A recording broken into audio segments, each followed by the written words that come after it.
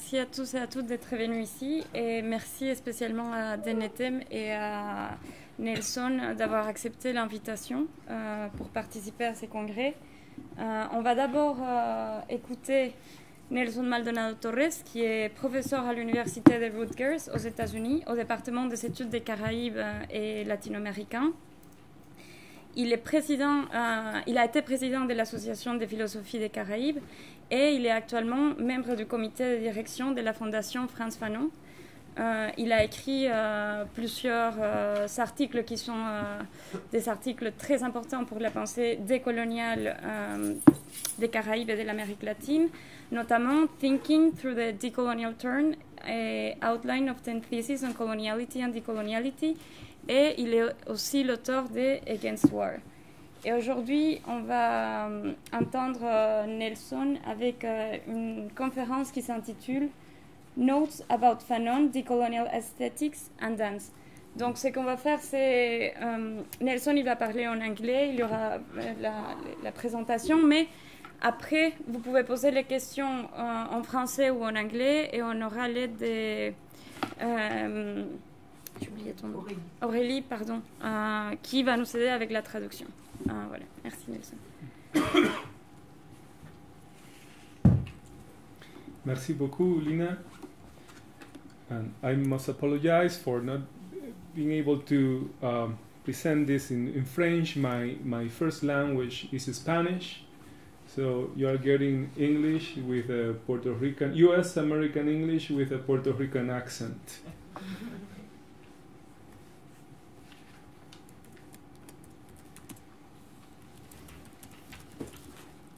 And I want to thank the organizers of this impressive event, 2 weeks event, that includes the artistic program and also the talks.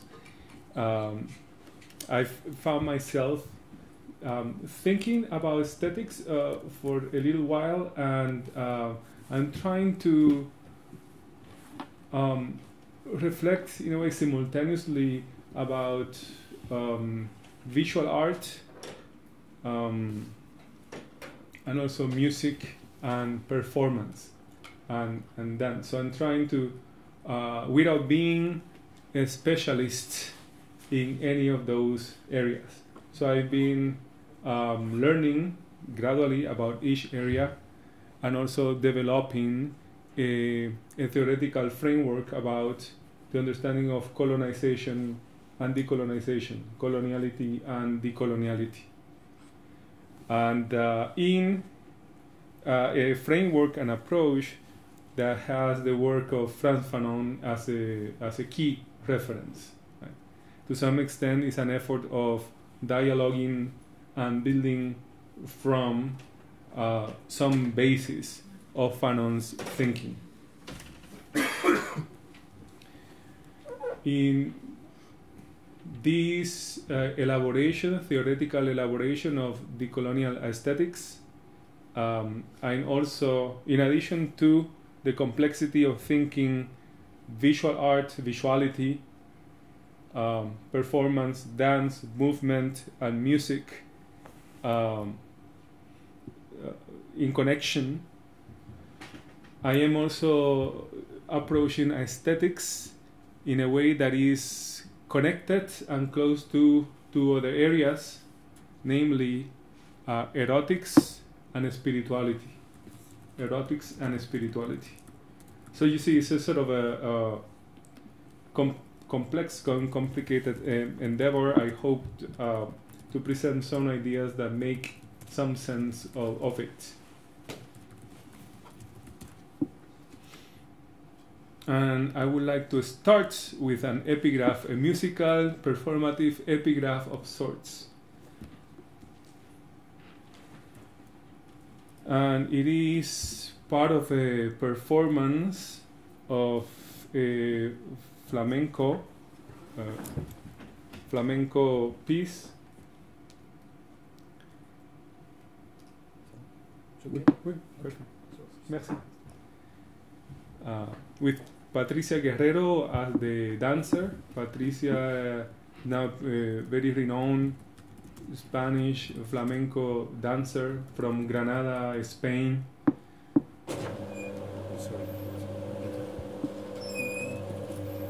And flamenco is a genre of music that is greatly indebted to African music. So it is said that part of the roots of flamenco are actually coming directly from Africa. You know, for example, the translations from the drums, the African drums, to the use of the palms and the body and the zapateo, right? The feet on the floor, carry sort of take the function of drumming. Studies indicate that the African influence came to a large extent by the importation of slaves into the Iberian Peninsula through the 15th and 16th centuries, through the Portuguese expeditions in Africa, the introduction of slaves, first through the Portuguese, then the Spanish themselves, directly to the Iberian Peninsula, to places like Lisbon, Cadiz, Seville. And from then on, also the kidnapping of people from Africa, and sometimes brought to the Iberian Peninsula. Before or after, they were brought to the quote-unquote New World. And so a number of them also stayed as slaves in the Iberian Peninsula. And so they came, of course, with the languages and the rhythms and tonalities and performances, and that combined with various other sources to lead to what is known today as flamenco, particularly there is a great influence, and perhaps the main influence is Gypsy, and the Gypsy community in Spain. They tend to say that while flamenco had could have many fathers, many influences, the Gypsy community served as the cradle of all of these influences, as what brought everything together, cultivated it, and expanded. And the Gypsy community in Spain has been a persecuted community, rejected community, the humanized community. So you find a kind of a lived experience of the enslaved African, the particular conditions and experience of the Gypsy community, and also of the Moorish community and experience in the Iberian Peninsula. And so, as you know, it was 1492, and the Jewish as well. But and it was 1492 when there was the decision. The king and the queen, they decided that they will expulse Jews and Moors, and it did not immediately came into effect. But from then on, it was clear. The environment changed more dramatically. Then communities were expelled from the Iberian Peninsula, many of them through North Africa, sparse all through Europe, all to different parts of the world by now. One of the theses about the origin of the name flamenco is that it comes from the Arabic fela mengus, which means wandering country person. And under this interpretation, the name makes reference to the Moorish population that were displaced and were finding a place to call home. Many of them found that space among gypsies in the gypsy communities, and that part of combination, right, was greatly important for the emergence of flamenco. And so in flamenco, you find many of the songs are about precisely the pain of persecuted subjects, sometimes the pain of communities that have been incarcerated, the pain of communities that have been sort of in exile or have been pushed away from their from the lands in which their ancestors had been living. Sometimes also about love, about other aspects, but it tends to be a music that carries a lot of pathos and intensity, and sort of it reflects to a great extent sometimes that experience and that feeling of loneliness, persecution, exile that characterizes the experience of many communities in the modern colonial world. So I am approaching flamenco with this as a background. So I see that it's very connected to the experience that Fanon then will later theorize, to the understanding also of modernity, coloniality as linked to the longue durée of the unfolding of modernity since the late 15th and early 16th century. So in that sense, the genealogy of flamenco is runs parallel to the genealogy of modernity, coloniality. And so I will put this piece that is danced by Patricia Guerrero. There are a few verses that the very verses that are sung in many different songs, right? And sometimes any flamenco song is the incorporation of a number of verses that exist in the tradition, right? There are hundreds of them. And so here, the singer starts making reference to the singer. He says, "Soy más fuerte que las cuatro columnas de la Alameda." I am stronger than the four columns of the Alameda. The Alameda is sort of a park in Seville, and it has precisely four columns. And it's called La Alameda de Hércules, Hercules Alameda. And so the verse says, "I am stronger than the four columns of the Alameda, the Hercules, the lions, and the lions and the iron that are around them." And then later on, when I cut it after a couple of minutes, it will make reference to the fact that, it is saying that no person should look God or should look after God. No busque en persona a Dios, or no busque. Don't search for God in a person. Search for God bravely within your heart. Search for God bravely within your heart. And when one of the singers sings that verse, is that you will find the dancer coming into the stage. Like, this is the announcement, is this reference to the search for God, the proper search for God. Right? So it's beginning with strength, but then is engaging in a reflection about how to find God. And this place is supposedly to be within one's heart. And then the dancer begins. I'll come back to this idea at the end.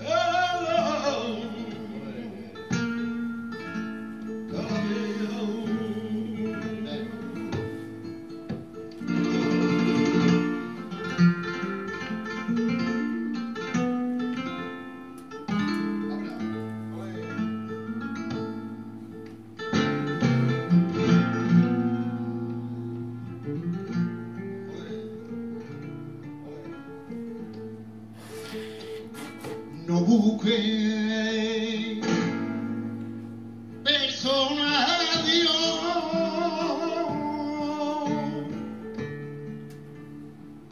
hay que no busque persona a Dios, no busque persona a Dios, hay que no busque persona a Dios, búscalo con valentía, ahí dentro de tu corazón,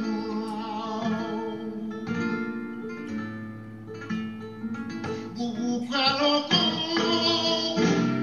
con valentía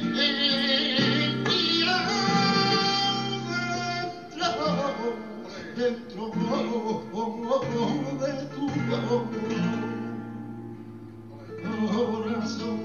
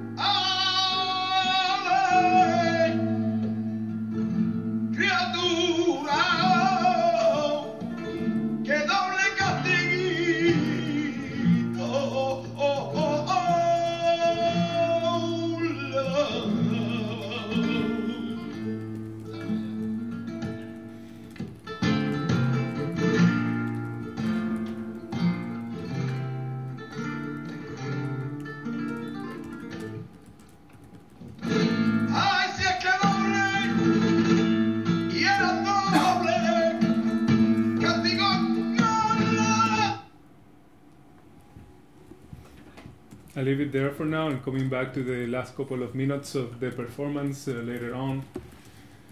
And I want to highlight here how music establishes the time, the tempo of the piece. And by music, I mean everything, including from the voice and also the acoustics of the dancer, and of course the guitar.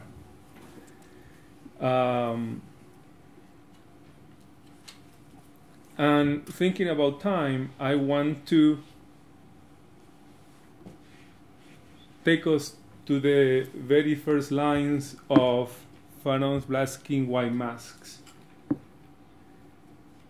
where the text, the introduction starts, l'explosion n'aura pas lieu aujourd'hui, il est trop tôt ou trop tard, je n'arrive point armé de vérités décisives, ma conscience n'est pas traversée de fulgurances essentielles, dépendant. En toute sérénité, je pense qu'il serait bon que certaines choses soient dites. Ces choses, je vais les dire, non les crier, car depuis longtemps l'écrit est sorti de ma vie et c'est tellement loin. And for me, key here is this notion that there is a path, a transition from shouting, from l'écrit to saying,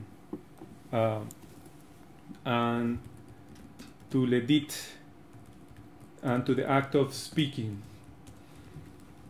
And that this seems to have involved an attitude towards time that led the subject potentially from thinking at the moment of shouting, at the moment of crying in shouting mode, that the explosion needed to happen now, to that subject went through a transition to a stage where it is able now to speak in conditions when the subject is accepting that the explosion hasn't happened yet and maybe will never happen. So the conditions of speaking require a transition, a different attitude towards time and the present and the possibilities of change. And so one question that I try to pursue is what accounts for this shift from shouting, from l'écrit, from also the expectation that the change, the explosion needs to happen today, to this other point where the subject can begin to say things, and that implies this other modality of consciousness and the awareness and the attitude towards time. What explains that shift from the shouting subject to the saying or thinking subject to the subject who actually writes, who can write, speak and write? The introduction, the book itself, being part of the result of that writing. Right? And I think that it is not accidental that the text begins like this, and that we will find throughout the text, Black Skin, White Mask, Peau Noire, Masque Blanc, the clues to understand how the subject goes through that path. And actually a path that begins even before shouting, beginning when the subjects are not even shouting. And so this is a path that has to do with obtaining an attitude towards temporality. To speak properly not only requires the ability to stop shouting and to adopt a serene attitude towards time. And when I say serene attitude, I am also thinking of the guitar, for example, in the tempo, in the performance. What does music does to introduces a certain temporality into an atmosphere. And I'm trying to link that modality of time to the possibility of the emergence of a thinking subject that speaks and writes. And so in order to make the case that for Fanon, this question about the emergence of the speaking subject, is not, and the importance of language is not accidental or secondary, we can go to the first lines of the first chapter, the very first chapter of Peau Noire, Masque Blanc, focuses on language, and this is how it starts. Nous attachons une importance fondamentale au phénomène du langage, et c'est pourquoi nous estimons nécessaire cette étude qui doit pouvoir nous livrer un des éléments de compréhension de la dimension pour autrui de l'homme de couleur. Étant entendu que parler, c'est exister, not existed, that is the automatic correction as one should try. C'est exister absolument pour l'autre. Pour l'autre. So the first chapter has to do with language, and the chapter starts with a definition of speaking. Speaking is to exist absolutely for the other. However, existing absolutely for the other is one of the dimensions that the black subject is one of the dimensions that the black subject is sort of is the black subject lives in a context where existing absolutely for the other in this way is made to be an exceptional, if not an impossibility. In an anti-black world, the black is expected to live not as a human that encounters other humans in this fashion, but as a black that is resigned to live as inferior to whites. What the black finds in the white is domination, not transcendence, not autrui, but the master and domination, not the possibility of speaking, but the demand to obey and to follow. And what the black is made to find in other blacks is not an interlocutors either, is rather the need for evasion, to escape, where masking takes over speaking. Masking, trying to take white masks, takes over the role of speaking. So everything becomes a zero-sum game for whitening. Speaking properly involves the affirmation of one's unique subjectivity in a relation of transcendence with autrui. But in this case, there is no autrui, there is a master, or there is another black. But blackness in this context means what I need to avoid, what I need to escape. So one lives in a social condition where autrui is not present. Therefore, speaking is heavily compromised. So instead of speaking, finding transcendence, finding ways to express oneself, to go beyond oneself, the black is made to try to live as constantly as enclosed and as fixed. And in order to, Fanon was, of course, interested in that condition of being black, that for him was different from the condition of, that what characterizes the human condition as such. And this is how he described that point of the emergence of, or rather that this tragic point where the black becomes the black and not a human in a human context. And also at the start, interesting that all these things are at the start of these chapters. This is the start of chapter 5 on l'expérience vécue du noir. Fanon writes, sale nègre ou simplement tient en nègre, d'arriver dans le monde soucieux de faire lever en son aux choses, mon âme pleine de désir d'être à l'origine du monde, et voici que je me découvrais objet au milieu d'autres objets. Enfermé dans cette objectivité écrasante, j'implorais autrui. J'implorais autrui. Son regard libérateur glissant sur mon corps devenu soudain nul d'aspérité, me rend que je croyais perdu et m'absentant du monde me rend au monde. Mais là-bas, juste contrôlante, je bute et l'autre, par geste, attitude, regard, me fixe. Dans le sens où l'on fixe une préparation par un colorant. Je m'emportais, I think, exigeait une explication. Rien n'y fit. J'explosais. Voici le menu morceau par un autre monde réuni. Autre moi réuni.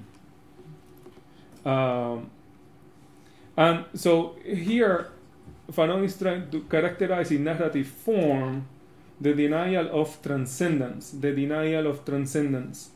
and instead of speaking, transcending, encountering autrui, the subject emerges as fixed, and fixedness means the denials of transcendence precisely. So the denial of transcendence I have characterized in other places as a metaphysical catastrophe at the level of subjectivity. Metaphysical catastrophe at the level of subjectivity. Metaphysical because the metaphysics makes reference to what transcends the physical or whatever horizons of meaning there are. And so that is precisely it's a kind of experience that is being banned or prohibited to the black subjects. The black subject is born precisely at the point of that collapse of the metaphysical, of the transcendent, and so it lives in a mode of catastrophe. I have characterized this as being below the zone of being and non-being, being below the zone of being and non-being. And that's why Fanon writes that the black subject can hardly fall into the hell of non-being, because in a way it finds itself below the relation between being and non-being. That's what I'm trying to characterize as catastrophe. And another way in which one can refer to it is as, following also Fanon, is as damnation.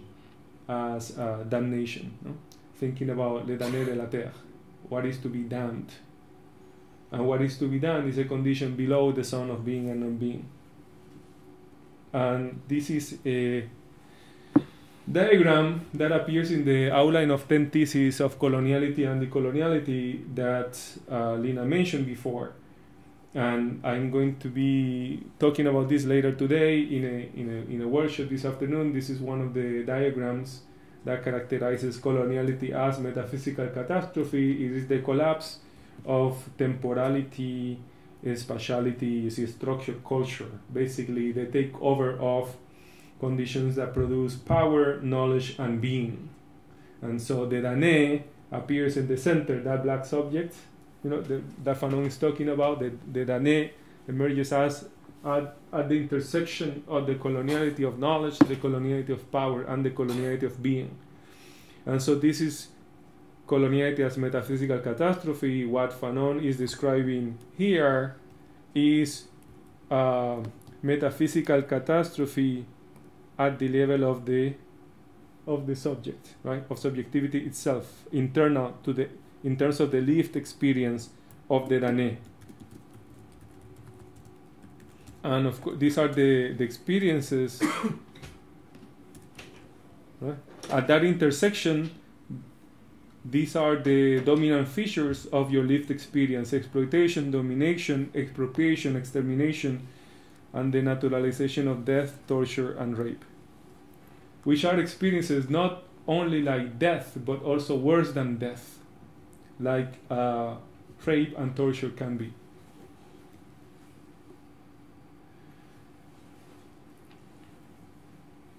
And so one question here it is, how can the black subject understood as this in this state of catastrophe, how can the transition from this modality of fixation to shouting, to saying, to writing, and even more than that, to even questioning and thinking critically?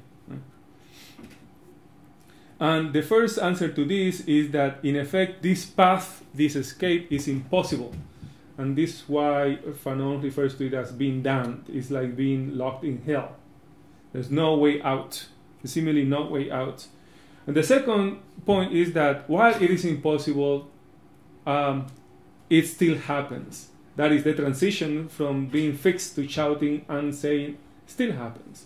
Meaning that however it happens is by something that makes the impossible possible. So we're talking about a particular kind of acts, and that is the only way in which a catastrophe can be tackled on. So these impossible acts is the possibility of the impossible as forms of counter-catastrophic modalities and actions.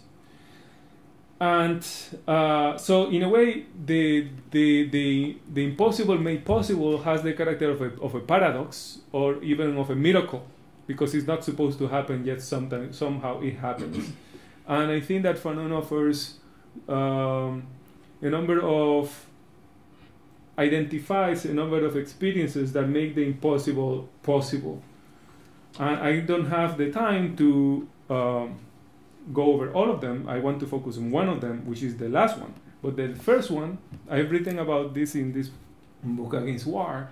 The first modality of subjectivity that makes the impossible possible is, and I is quoting Fanon when he writes, "La constance de mon amour is love." Is love. This appears toward the end of chapter 5 when he says that the dialectic told him that there was no exit. And at that moment when he was about to surrender his Negro cry, he says, "But Jean-Paul Sartre had forgotten la constance de mon amour. And with love, I put together again Negritude and my cry, and I shout again." So you see, the impossible by the dialectic is made possible by what he calls love. Throughout the text, he refers to it as a modality of affirmation that is as basic to consciousness as the modality of negation. And in this, he takes a different route from Hegelian dialectics, crossing through Marx, crossing to Sartre. So the first one is love, and the second one is weeping, crying, but not as shouting, as weeping. That's how this chapter 5 ends with Fanon weeping. Louis Gordon has actually elaborated this very elegantly. It's the moment that weeping is the moment of catharsis, and it's only after the moment of catharsis that one can then restart again in a fashion. And in a way, you see already the chapters that follow show that subject after, with the voice of the subject, of the narrator, is after the moment of catharsis. So there is love, there is weeping, but there is another very key element that appears towards the end, and it's a key element that is the possibility, the condition of possibility, not only to escape fixedness is this love, to become someone who is prepared to speak, at least in some condition, is weeping, the moment of catharsis.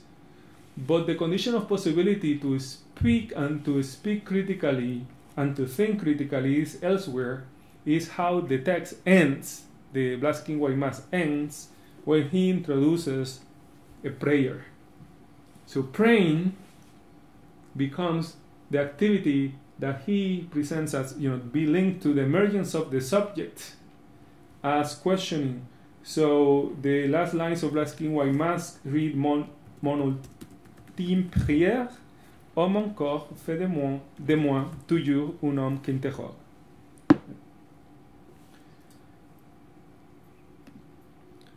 So, and in praying, I think that one can find a number of modalities, subjective modalities, that allow for the transformation of this, of the black as fixed to the thinking subject that questions and is equipped to question coloniality instead of pursuing the masking. The praying could be linked as a moment of particularly when one is praying to one's own body. This is apparently a body and a subject that has been the role in coloniality of this subject, which is what leads to the weeping in the first place. What leads to the weeping is the realization of one's own implication in the system of dehumanization that one is fighting. And the praying already indicates that that subject has pardoned herself and himself themselves. There is a moment of forgiveness that is part of the emergence of this thinking subject, questioning subject.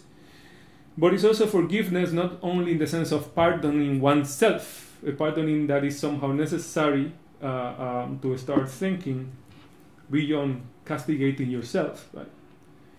But it's also a moment of preparing to give. Forgiving is for the sake of giving, right? It's preparing the subjectivity for the sake of giving, for the sake of giving to another, for the sake of entering in relation with autrui in a context where the field of otherness seems to be colonized by the notions of the white, the master, and the black. Right. So in a world that denies transcendence to one by virtue of one's bodily appearance, the body itself becomes a potential source for questions. The body carries the trace of the other as the master, since it is partly constituted by the master's gaze, but the question can emerge precisely from that body as a denial of the denial of one's humanity, driven by the search for love and understanding. And this I take from Fanon, the importance of love and understanding. From here, that a fundamental part of epistemic decolonization are rituals that seek to keep the body open and generative, even in conditions that militate against the expression of transcendence. These are rituals and performances of transcendence that express the irreducibility of love, just as they express shouts and cries, weeping and laments, as well as questions, all of which can play a role in creating subjects and communities that attain and are guided by decolonial attitudes toward time, self, others, and knowledge itself. And you know where I'm going. I'm trying to argue that the performance that we saw could be read precisely as one of these rituals, performances, and the music as rituals that are indispensable for the formation of the thinking subject, of the questioning subject. Rituals that are indispensable for maintaining subjects and communities open with the right attitude toward their bodies, temporality, others, right? Rituals of the search for transcendence in a context that denies transcendence, that seeks to fit subjects. So I'm thinking about, in a way, decolonial dance and music as rituals that allow or that creates the conditions of impossibility, right? That make what makes the impossible possible is partly through these rituals. These are enactments of the impossible that allow communities and subjects to transit from being fixed to being agents, and not agents that are sort of invested simply in shouting in the moment, but these agents that can speak, write, intervene, organize, and yes, also strategically weep or shout in different moments. And that I want to posit this then aesthetics.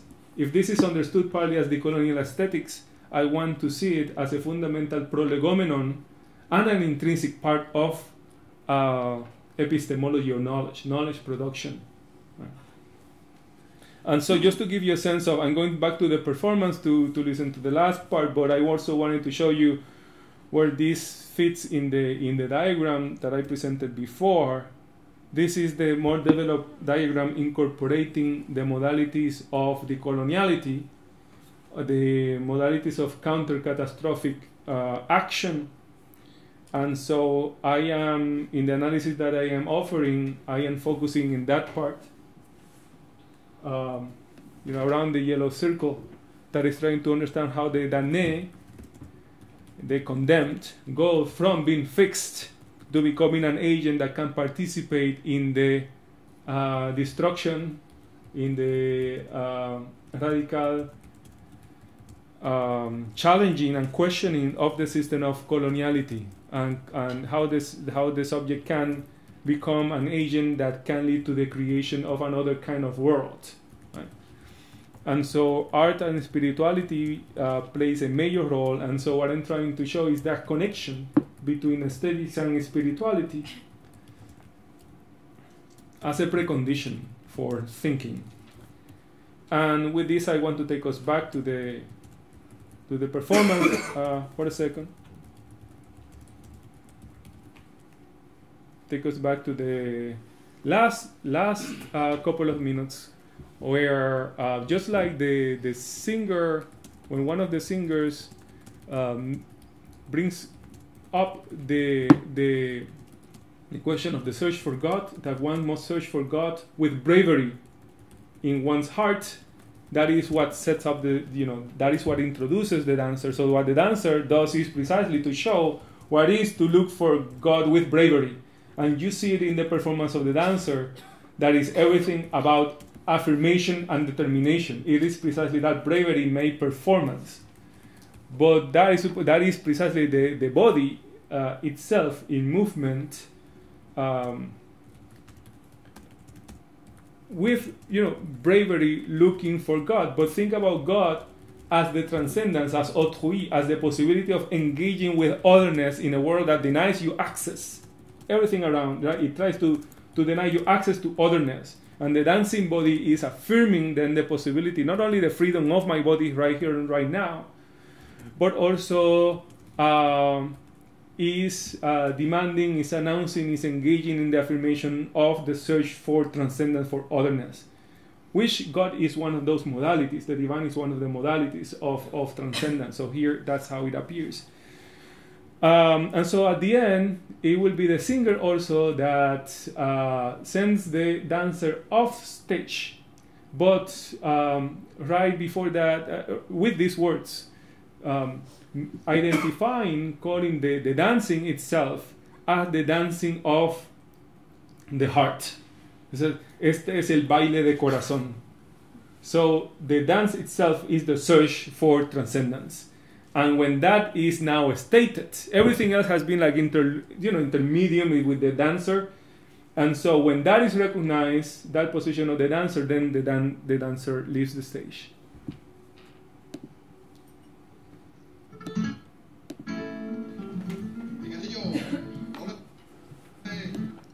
Let me see. Supposed to be able to go ahead here. Let me see how that goes.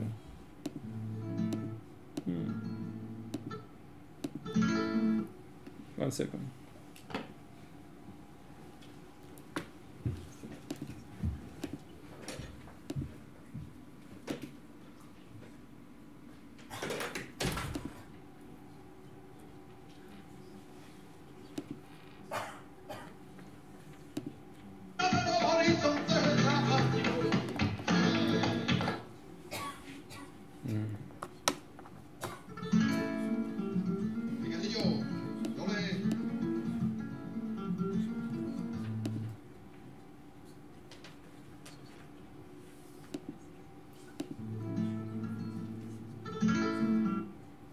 Okay, let me put it here then. Sorry. Because this is finished.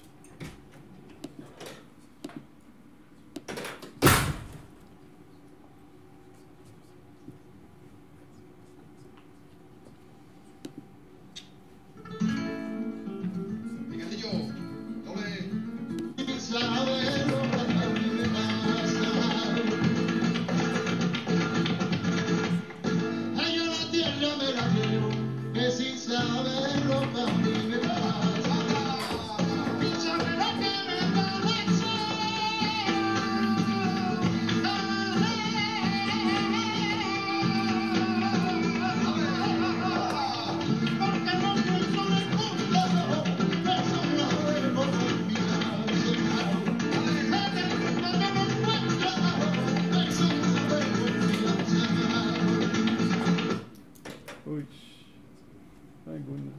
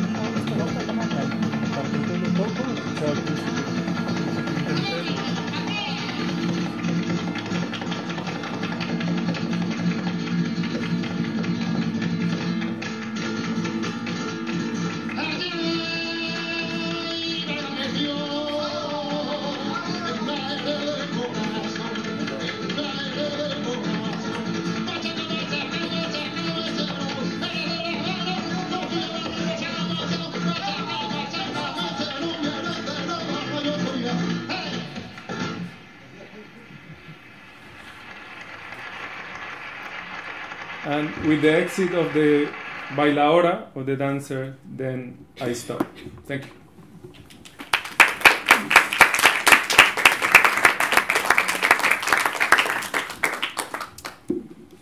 Merci Nelson pour cette conférence qui ouvre plusieurs questions.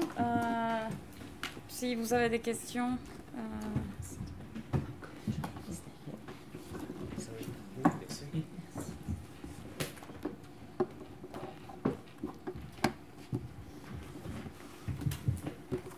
Moi j'ai une question, je peux commencer. Donc, tu as parlé de ces rapports entre temporalité, disons trauma, les traumas qui a été l'effet d'être amené. Je l'ai fait en anglais ou en anglais ou moi, je peux traduire en anglais ce que vous dites en français. Ok, oui. Et l'importance de revenir à la pensée, à l'art et à la religion comme des éléments qui précèdent la pensée elle-même, qui sont nécessaires, c'est déjà la pensée, mais qui sont importants pour faire une pensée décoloniale, disons. Et je pense qu'une des éléments les plus importants chez Fanon, une des contributions les plus importantes, c'est son idée de sociogénèse, la réinterprétation qu'il fait de Merleau-Ponty, du corps qui est chez Merleau-Ponty, c'est un corps qui s'est construit dans les rapports avec l'espace, et ce qui fait Fanon avec l'idée des sociogénèses, c'est de montrer comment le corps lui-même il est imprégné de la géhistoire, de la domination. Donc c'est ce qu'il appelle le processus d'épidermalisation. Donc c'est pas une question, c'est plutôt un commentaire. Ta présentation me faisait penser au fait que c'est peut-être la danse, c'est ce qu'on a vu pendant tous ces congrès, c'est peut-être la danse par le fait même qu'elle travaille sur les corps avec des rythmes, parce qu'elle produit et elle a besoin aussi de la musique pour se faire. C'est peut-être la danse qui a peut-être une priorité, pour ainsi dire, dans ces processus de décolonisation des corps et des mémoires. Puisque le corps, il a une mémoire, il est imprégné de cette histoire, et que c'est une mémoire qui reste inconsciente, mais qui reste imprégnée dans les corps, peut-être il faudrait commencer par la danse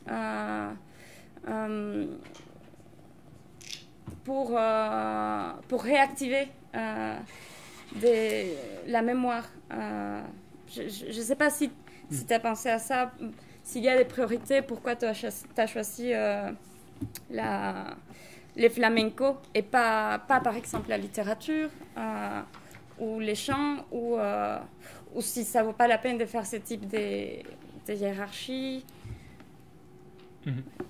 Okay.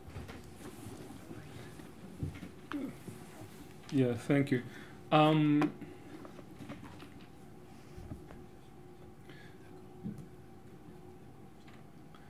First, I want to emphasize that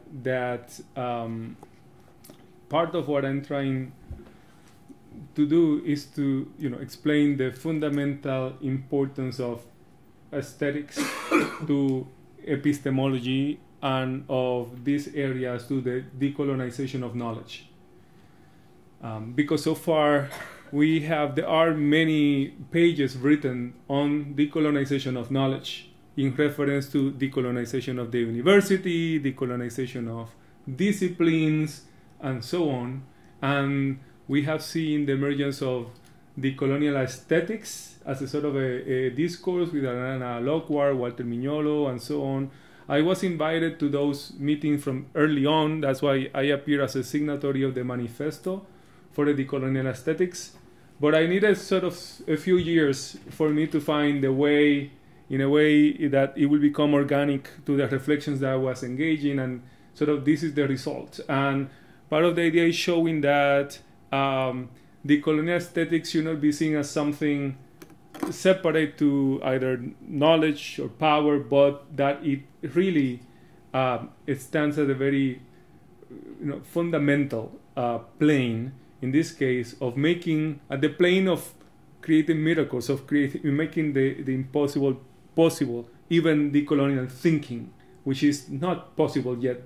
It happens. The same with action. Now, I think that Fanon is clear that dance, for example, is powerful. It's a powerful thing, and it can play a role for decoloniality or for coloniality, right? Performances that advance precisely, right? That strengthen the triangulation of the coloniality of power, the coloniality of knowledge, and the coloniality of being, right? So this is the way in which dance serves quite a different role. For me, the body is key, of course, and is key in dance. But I think that there are many ways in which the body can also be expressed that could be related to dance. Maybe it's not necessarily dance. So even, for example, the attitude of a subject in prayer. Always, usually when there is a prayer, there is usually a modality in the action, right? And so I am thinking these days about the significance of taking a knee. For example, the football players, when they take a knee, what does that mean? How is linked also with prayer? Responding to a context of anti-blackness, where blacks are not recognized as subjects who can have transcendence, right? Transcendence is limited, and that moment that you claim, you point to something wrong, but also with that gesture, you're also claiming another form of transcendence, because whatever happens in this world is not autrui, it's something else that is making you the black life that doesn't matter, right? So sometimes in that, yes, that's a lot already. You don't have to. I think that the most important for her question, maybe it's this last part. So the other one I was sort of emphasizing. I don't know if you want to go. Je vais tâcher de résumer ce qui a été dit, c'est pas très facile. Donc Nelson a donné un peu la genèse de sa réflexion autour de cette histoire d'esthétique et d'importance de l'esthétique dans l'épistémologie et le savoir décolonial. Alors c'est vrai que beaucoup de choses ont déjà été écrites là-dessus, mais on réfléchit peut-être un peu moins sur l'implication de ce point de vue décolonial sur l'université, la discipline. Et il serait aussi peut-être temps, et c'est ce qui lui a donné cette idée, de réfléchir à cela en termes d'esthétique. Et donc le travail qui a été exposé aujourd'hui évoque déjà les premiers résultats de cette réflexion. Ce qui est important, et on l'a vu donc chez Fanon, c'est que la danse a un pouvoir extrêmement fort et a un rôle à jouer à la fois dans ce processus décolonial, mais aussi dans le point de vue inverse et dans le point de vue colonial. Ça vient renforcer en fait cette triangulation, cette double triangulation qui a été exposée pendant la conférence. Et vraiment, donc, pour Nelson, c'est le corps qui est l'élément central de cette forme d'expression-là, qu'on ne retrouve pas seulement dans la danse, mais dont on pourrait aussi appliquer une grille de lecture sur le sujet en tant que de prière, par exemple. D'ailleurs, récemment, on a eu cette anecdote des joueurs de football américains qui ont mis le genou à terre dans une attitude qui renvoie aussi à cette dimension de la prière. Donc il est nécessaire pour le sujet aussi de trouver d'autres formes finalement de transcendance. And just a couple of days ago, there was a cheerleader in the US who took the knee also in a football. And a cheerleader is dancing, and yet the moment of rupture is when she takes a knee. And so, you know, that shows that, yes, it's dancing, yes, but it's like the body in movement. Right? The body in movement, engaging in a ritual that is interrupting the coloniality of time and is either announcing a new form or demanding a new form of temporality where the subject can exist. So in some cases, it could be through what we call dance. In some other cases, the ritual can take different forms. And I'm trying to think also of the, you know, reading itself. You know, all of these are rituals, performances. And so I'm trying to think about the body as primary and dance as perhaps one of the most developed forms of movement of that ritual action, but by no means the only place where it happens, but certainly probably the most developed, the most consciously developed, and therefore then it requires a particular kind of amount of attention. Et donc pour continuer sur le même style d'anecdote, récemment c'est une pom-pom girl qui s'est elle-même à l'issue de sa danse qui s'est agenouillée aussi, et donc là on voit comment le corps dans un mouvement ritualisé peut aussi venir en rupture avec cette vision colonialiste du temps, et peut donc par une nouvelle forme de temporalité en fait transcender cela. Et cette nouvelle forme de temporalité ici a été rendue possible par la danse, qui est elle-même une forme de rituel et de performance. Et finalement, selon Nelson, la forme la plus développée de ce rituel en mouvement et en action, c'est la danse elle-même. Mm-hmm. And there's also, with performance, singing, the singing subject, also using the vocal cords as an instrument to immediately modify the temporality by the cadences, by the different rhythm. And the whole body is also involved, even with the guitar, is the body also intervening in tempo, in temporal dynamics with an instrument.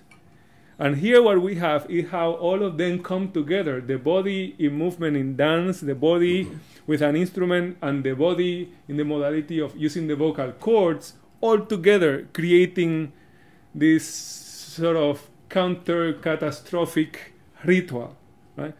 So yes, it is dance, but it's the body involved in all these many ways.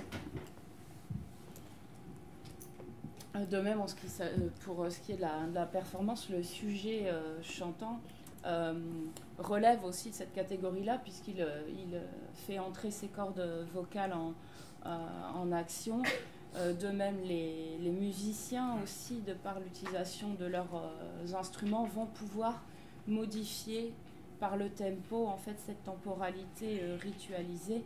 La guitare aussi qui fait corps, l'instrument qui fait corps avec sa guitare. Donc finalement tout ça ne forme qu'un tout. Si on prend la voix des chanteurs, les instruments, le corps de la danseuse, tout ça vient finalement contrecarrer, agit comme une sorte de rituel en fait anti-catastrophe. Je ne sais pas si vous voulez en français ou en anglais, enfin je vais faire en français. Oui. Qu'est-ce que vous pensez de votre théorie, et avec peut-être en dehors du champ décolonial, mais du champ par exemple des manifestations, d'utilisation du corps lorsqu'on fait une grève ou lorsqu'on proteste, to go on the streets, to take the streets, or to go on a strike. What do you think about it? It's just like also a different use of the body to ask something, to ask a new temporality, a new kind of space.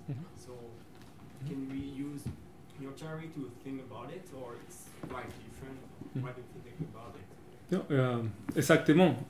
No, for example, oh well, I disconnected. But I have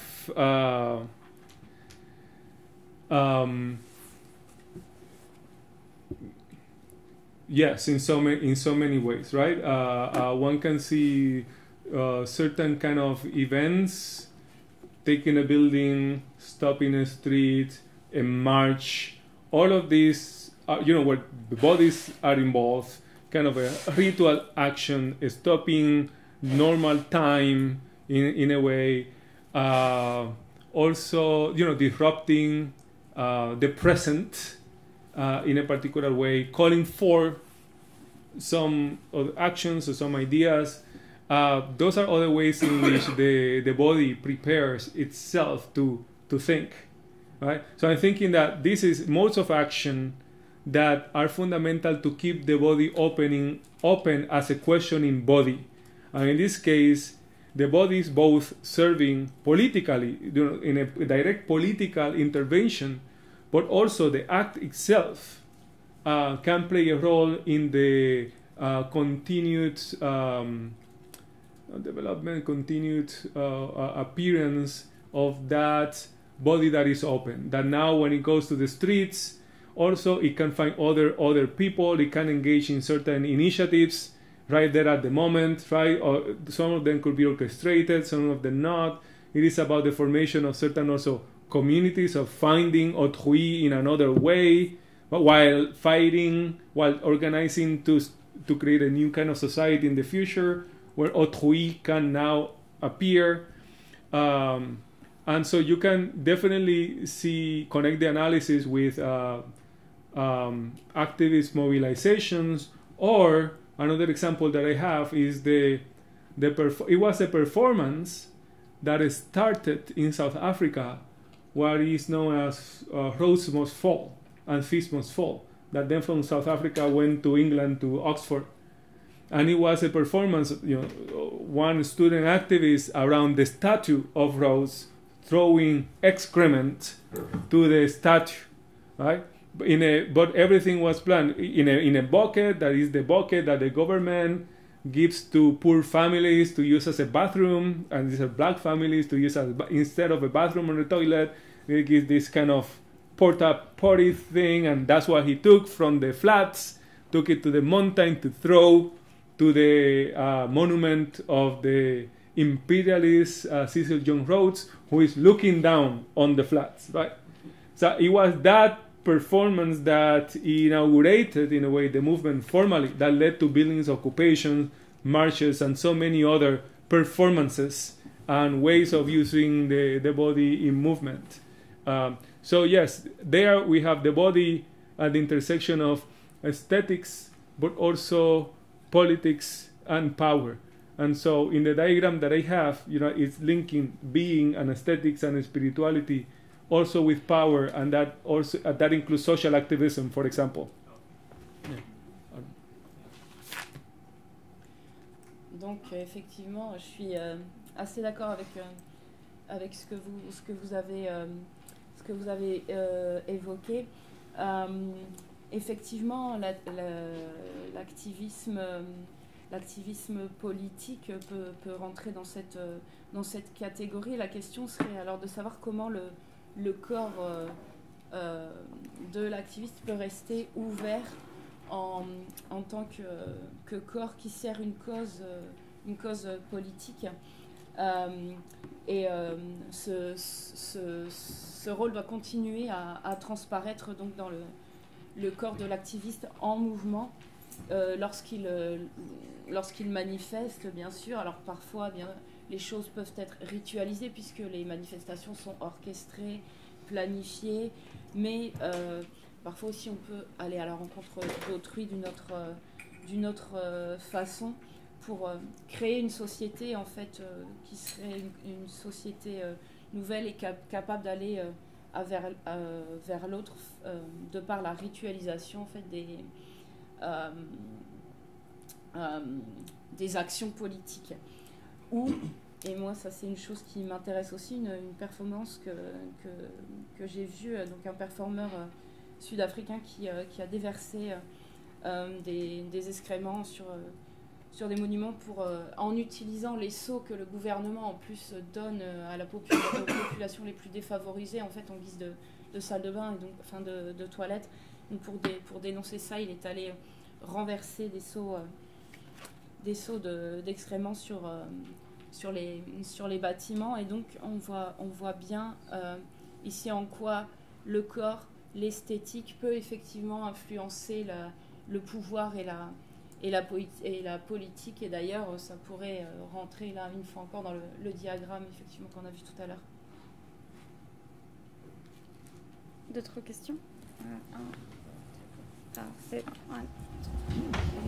Bonjour.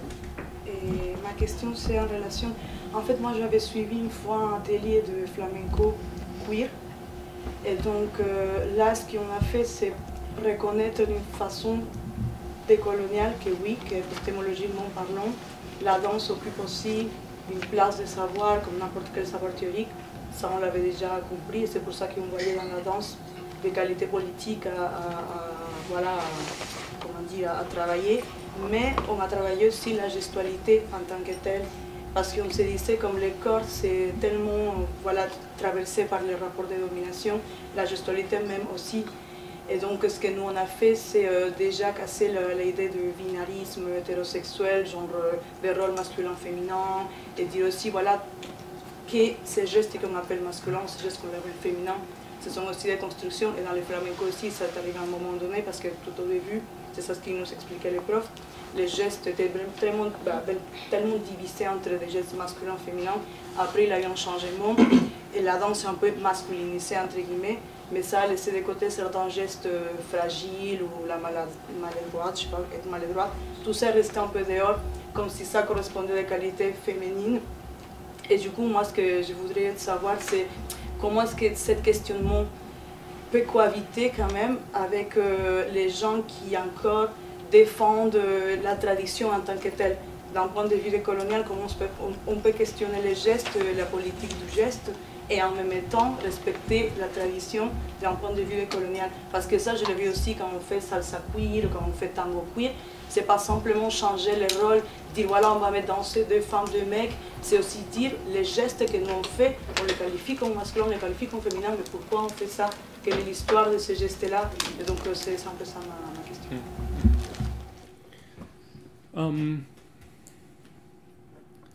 Yeah, two things. I'm trying to say not only that there is thinking, right, in aesthetic activity, but trying to identify the ways in which there is thinking in aesthetic activity, right?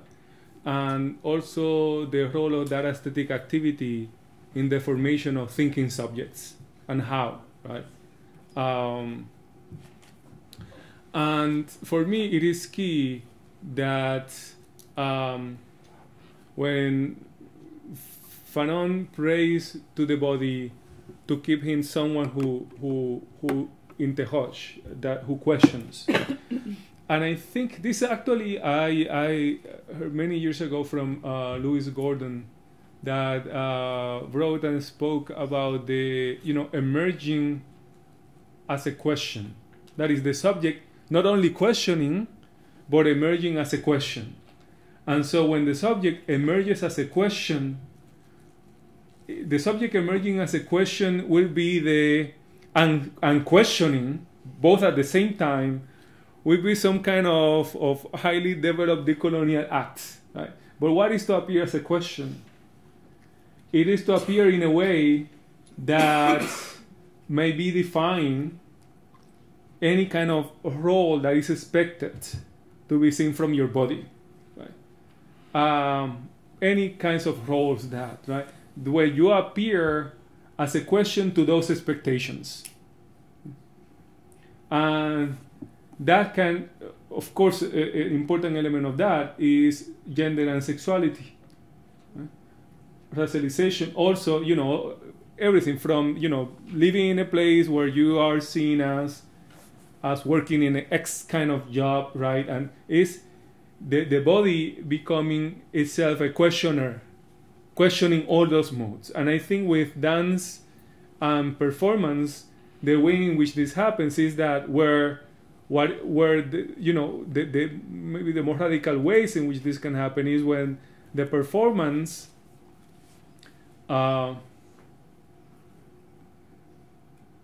sort of presents to us the image of a human being. The image that we received is not this classified human already, according to these standards, but is the human, is a is a question who questions. If what is presented to is not a man, it's not woman, it's not this, it's a question that questions. That is the promotion, I think, the promotion of the, perhaps one of the more radical, decolonial forms of subjectivity. And I think that performances can do that or not do it in different ways. I have seen performances in flamenco performances that are more traditional than others, and of course sometimes even the dancer one has female and male dancers, and I have seen sometimes reverting roles, changing them, complicating them in so many ways. Sometimes kind of a homoerotic relationship with the kind of connection with the singer, for example, between the singer and the dancer, which all of this happens in a way. Again, not all of them, but I think the performance lends itself to the development of what it means to question and becoming a question.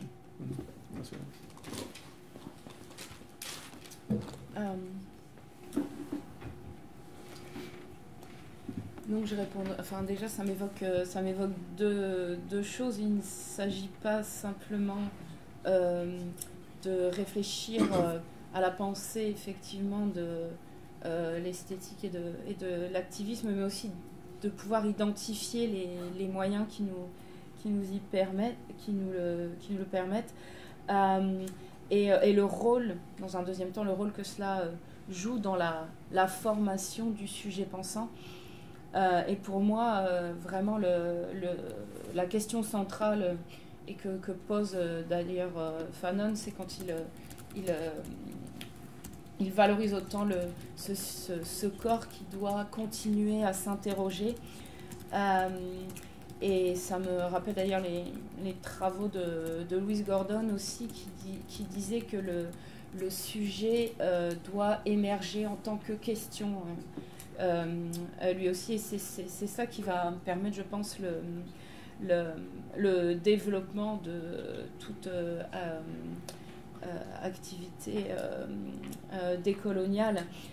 Ce rôle attendu du corps qui nous permet de remettre en question en fait toutes les attentes qu'on pourrait avoir justement sur la manière dont un corps doit s'exprimer. Donc effectivement, que ce soit à travers le genre, le sexe, ou même la racialisation, le corps est le véhicule qui nous permet de nous poser toutes ces questions-là, et les formes les plus radicales d'y aboutir sont effectivement ces performances qui nous présentent l'image d'un corps humain comme une question qui questionne elle-même. Et ça, ce serait une forme de décolonialité la plus radicale quelque part. Donc oui, il y a des performances de flamenco où on mélange des danseurs masculins, féminins, les rôles peuvent être inversés. Une forme parfois aussi d'homo-érotisme qui peut s'installer entre les chanteurs, etc., les danseurs. Donc oui, on voit comment finalement, sans arrêt revient ce point de Fanon sur la question qui devient elle-même une question par le corps. Thank you very much for your talk. I'm going to ask the question in English, if that's fine. So I have I'm going to point the attention to three little things you said during the talk that caught my attention, and I will ask a question that will articulate a few of them at the end. So at some point you spoke of epistemic decolonization, and you mentioned rituals and performances of transcendence. And at some point you said something about, and I'm quoting here, the right attitudes to bodies. The right attitudes to bodies. Second, it has to do with one of the quotes you took from Fanon. I think it comes from the opening of the book.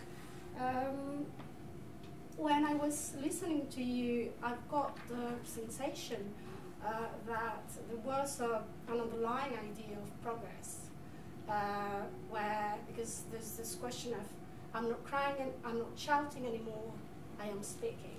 And then you move towards the written word. So a sort of progress within a very Eurocentric somehow framework, I was wondering. And the third point is about the centrality of aesthetics. So you said at some point, so if we understand the decolonial approach as involving different aspects, knowledge, for instance, well, also aesthetics and spirituality. And you said that both aesthetics and spirituality are preconditions for thinking. And when you were answering the question to Lina, you actually said that you put aesthetics in the center, as if it were more important than the rest. So my question is, with regard to these three aspects or elements,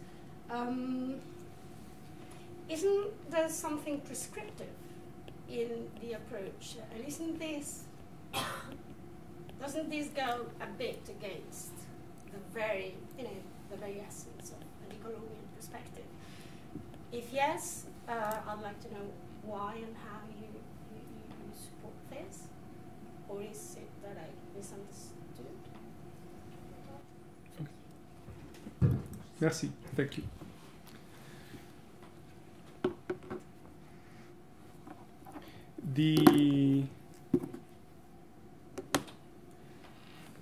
Let me put it like this. I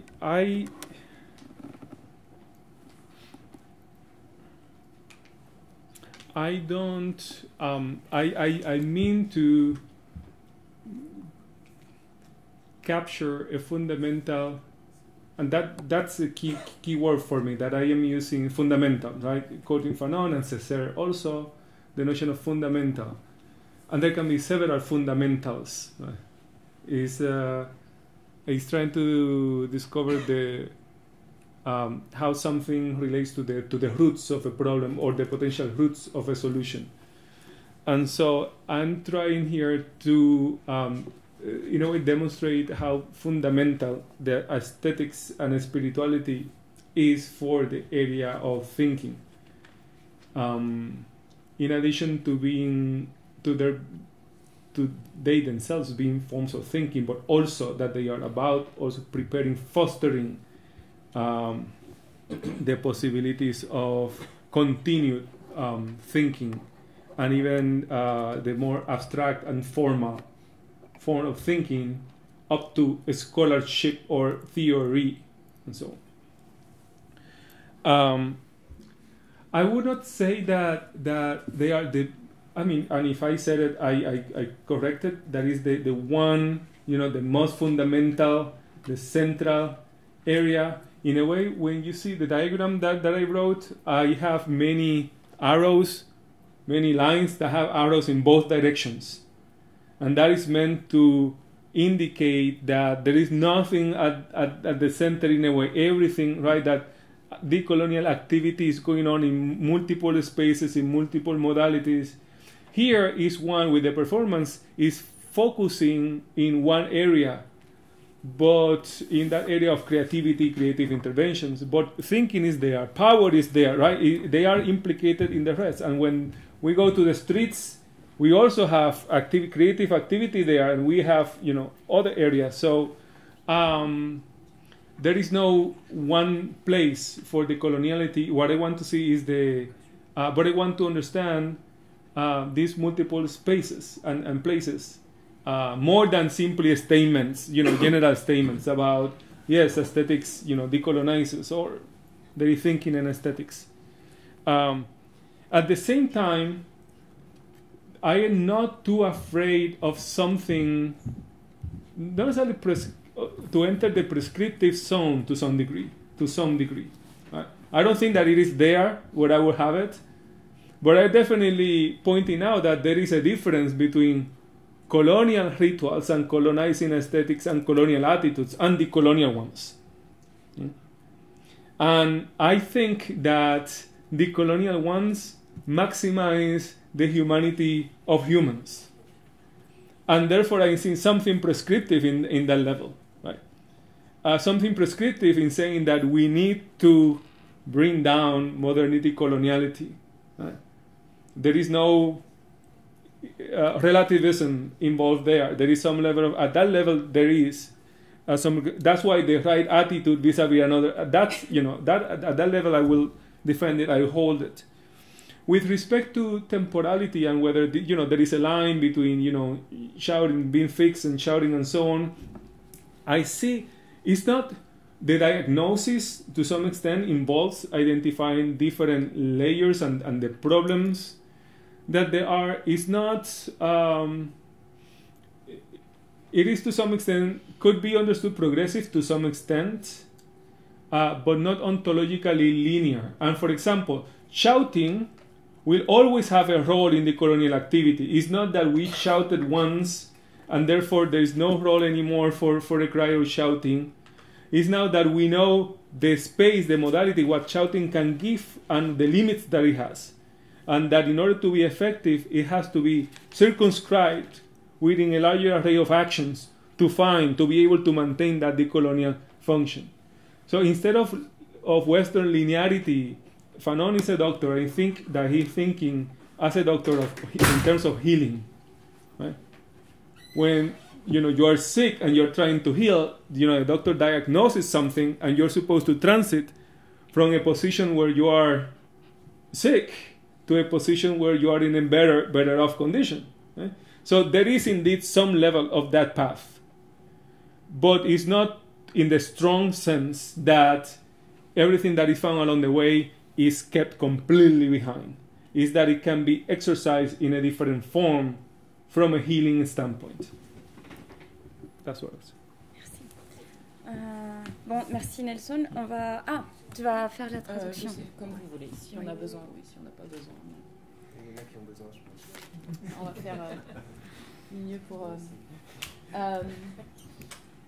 Donc pour moi, en fait, l'essentiel, c'était de réussir à capturer la notion fondamentale de tout ça, même s'il peut y en avoir plusieurs. En tout cas, pour moi, cette notion fondamentale a été effectivement la spiritualité et l'esthétique et le rôle qu'elles peuvent jouer dans la pensée. Et ce rôle étant de pouvoir nourrir la possibilité de continuer ce travail de pensée, même quand elle devient de plus en plus abstraite et qu'elle est poussée à son niveau extrême et qu'elle peut rentrer par exemple dans les milieux universitaires, etc. Mais vraiment, c'est ce qu'on a vu dans mon diagramme, l'idée centrale donc était liée à ce lien avec esthétique et spiritualité, mais malgré tout, le diagramme montrait aussi que les flèches pouvaient aller dans plusieurs sens et les catégories s'intercroisaient, donc rien n'est fixé. Et on l'a vu à travers le motif de la performance aussi, que tout cela était toujours interconnecté. Il n'y a pas un seul lieu finalement pour la décolonialité, mais il y a tout un tas de lieux possibles où elle peut s'exprimer et tout un tas de modalités différentes selon lesquelles elles peuvent aussi s'exprimer. Mais effectivement, il y aura, selon moi, toujours une différence entre les rituels de la colonialité et de la décolonialité. Ce dernier étant lui-même quand même celui qui augmente, en tout cas met le plus en lumière l'humanité des êtres humains. Quant à la notion de temporalité, donc de ce passage du cri jusqu'à la parole, il y a une progression, c'est sûr, mais qui n'est pas ontologiquement linéaire non plus. La conséquence de tout ça étant d'aller vers une forme de guérison, et Fanon en parle lui-même. Il y a une transition quand on est malade entre l'état de la maladie puis le stade de guérison. Ce qui est important, c'est de continuer à exercer en fait ces formes pour que ce processus puisse continuer à évoluer. Merci beaucoup. Merci.